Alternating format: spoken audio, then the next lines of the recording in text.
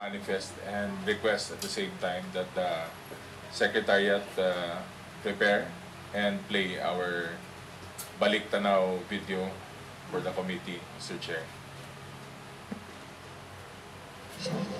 September 4, 2023, nang unang questionin ng Senate Finance Committee ang Confidential and Intelligence Fund ng Office of the Vice President. My main subjects of debate with the OVP na yung Confi and Intel funds mas properly lodged talaga dun sa ibang line items ng opisina mismo o sa mga intelligence agencies talaga.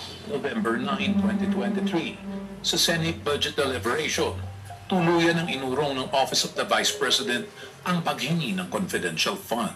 In receipt of a statement from the Vice President we discussed earlier, and according to her, they will no longer pursue the CIF or CN.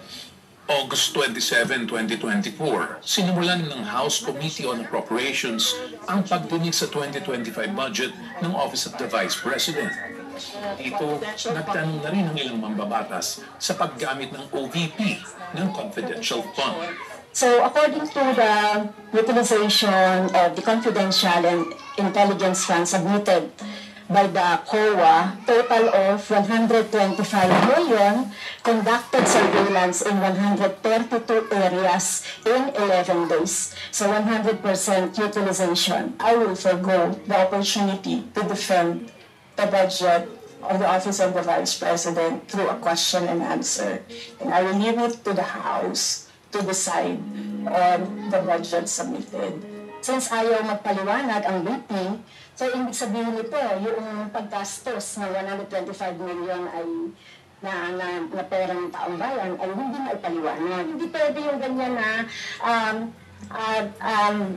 yung tactics na ganyan na parang parang sorry pagtapusit, na kapag nasasukol na ang pusit ay nagaano ng maitim na tinta. So, ayaw natin ng ganang, Madam Chair, kasi yung ating namang pinag-uusapan dito ay budget. I request that the chairperson of the Finance Committee preside over this hearing. With due respect, you are not allowed to do that. This is about transparency and accountability, and it doesn't exempt the Office of the Vice President. Natapos ang pagdinig nang hindi naresolba ang mga katanungan sa Confidential and Intelligence Fund. You may not like my answer. You may not like how I answer. You may not like the content of my answer. But I am answering. September 10, 2024, sa ikalawang budget briefing ng Committee on Appropriations, walang dumalo mula sa Office of the Vice President. Madam Chair, so, ibig sabihin, wala po ni isa na dumating from the Office of the Vice President para sumagot ng mga tanong ng ating mga colleagues, Madam Chair. That is correct. But, Madam Chair, she is accountable to the people and she has this sworn duty to the Constitution, being the head of the agency, to be here. September 18, 2024, nagbukas ng investigasyon ang House Committee on Good Government and Public Accountability. Dumalo si Vice President Sara Duterte, gayunman. Ang nasa rules ninyo, witnesses lang po ang nag-o-oath. Wala po kayong rules sa resource persons. Please, Your Honor, do you solemnly swear that the statements you will give before this committee shall be the truth, the whole truth, and nothing but the truth, so help you God? Ere niya tinapos ang pagdinig. I request to leave the inquiry. Ma'am, pwede naman po, considering na hindi naman din po kayo naka-oath and alam naman po namin marami rin po kayong ginagawa. The Vice President is excused. September 25, 2024, hindi dumalo ang Vice Presidente sa pangalawang araw ng investigasyon kung saan lumabas ang ilang aligasyon.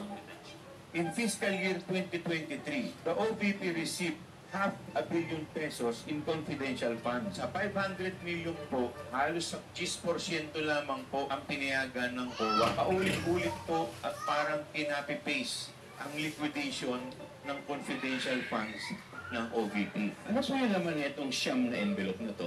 It's 50,000 pesos. I-turn over ko na yung envelope. The envelopes where the money was. It says hope and the amount is there.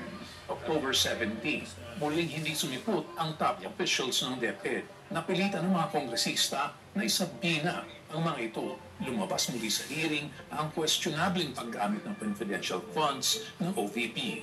In 11 days, ang nagastos po nila sa safe houses is 16 million. Yes, Mr. Chair. November 5, 2024, sa panlimang pagkakataon, hindi sumipot ang mga dating opisyal ng OVP at DepEd sa hearing. 612.5 million ang kabuuang halaga ng confidential fund ang ibinigay sa OVP and DepEd sa loob ng 2 taon. Nabunyag naman ang mga kahina-hinalang acknowledgement receipts na isnumite ng OVP at DepEd. Din food rate, tama po ba? Mary Grace Piatos. Sa tingin mo, totoong tao yan? November 11, 2024, apat lamang sa siyam na inimbitang opisyal ng OVP at DepEd ang sumipot sa pagdinig. Apat sa kanila na citing contempt. The testimony of Zuleika Lopez is so crucial on this investigation. They can always run, but they cannot hide anymore, Mr. Chairman. November 20, 2024, mas lumalim ang naging pagsuri sa acknowledgement receipts, partikular ang kay Mary Grace Piatos at Kokoy Villamin.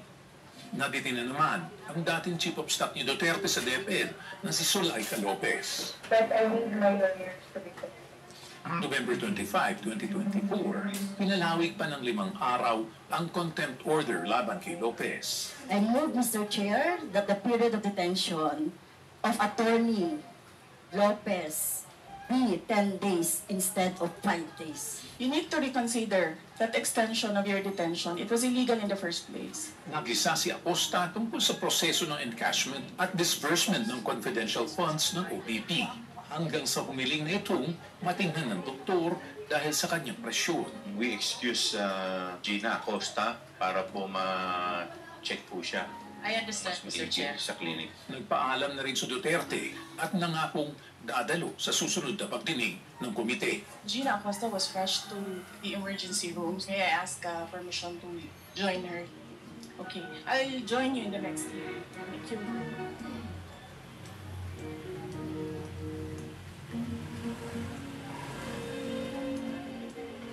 Ngayong Lunes, gaganapin ang pagdinig ng House Committee on Good Government and Public Accountability sa paggamit ng confidential fund ng Office of the Vice President at DepEd.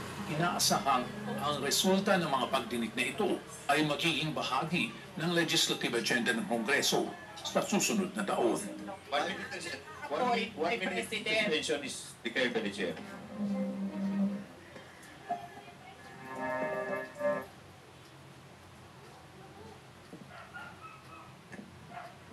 Congressman Pao Ortega, you're recognized. Thank you, Mr. Chair.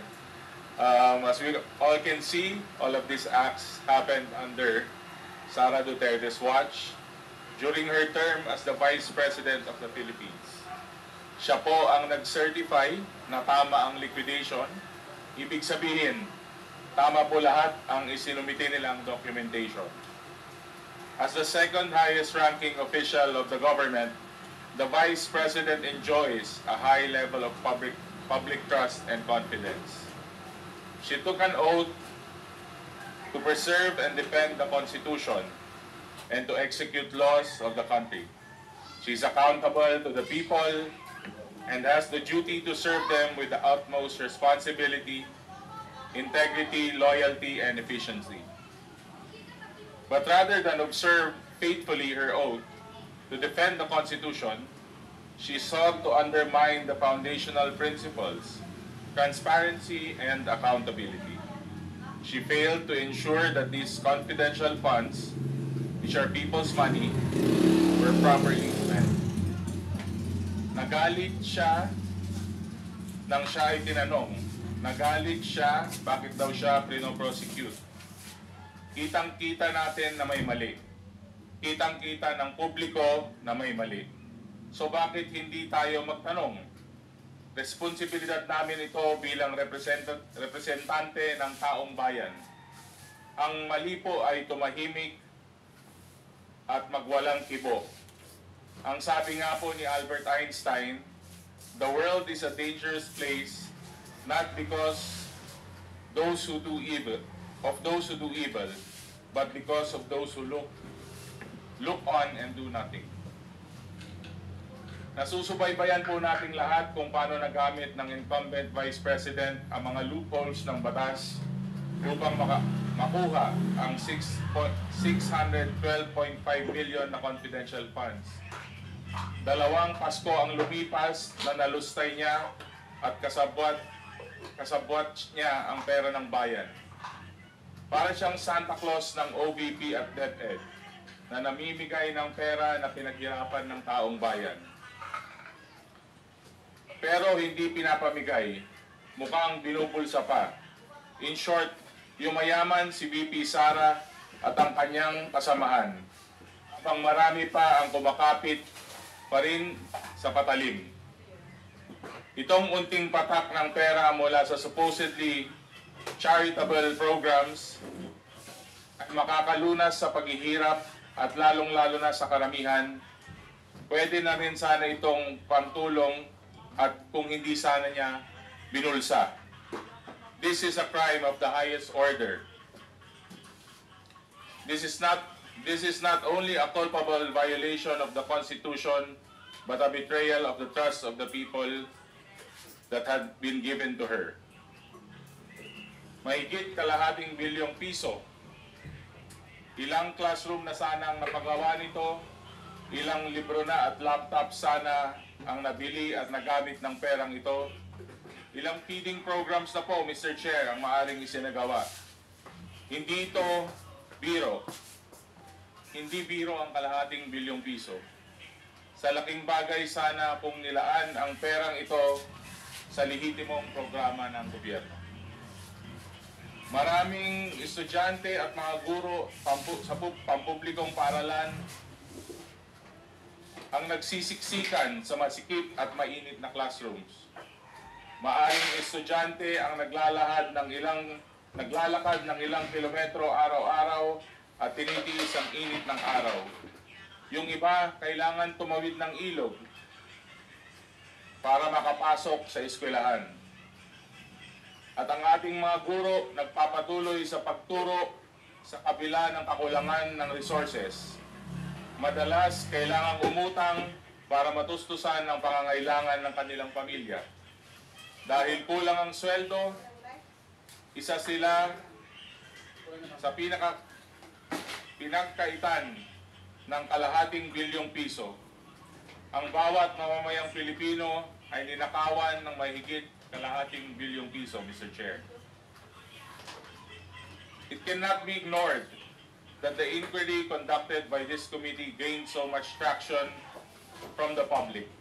Sinubaybayan po tayo ng taong bayan, especially as the committee continued to uncover anomalies in the disbursement and liquidation of the confidential funds of the OBP and DepEd.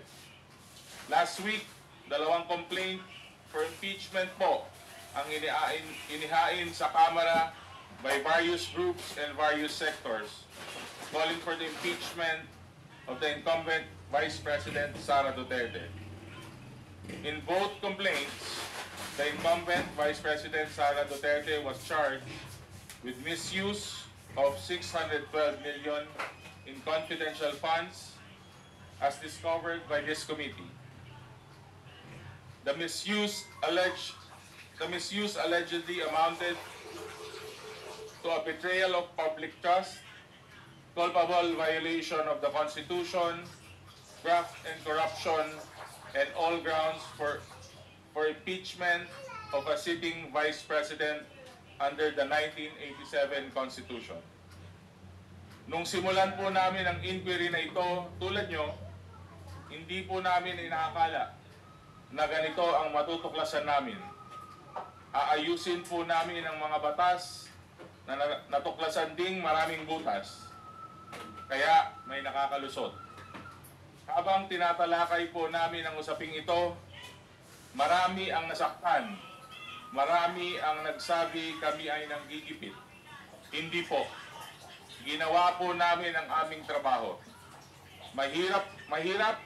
Oo, dahil this is about a very popular Vice President. There is the greater duty of ensuring public accountability and transparency. So let the chips fall where they may. Maraming salamat po, Mr. Chair.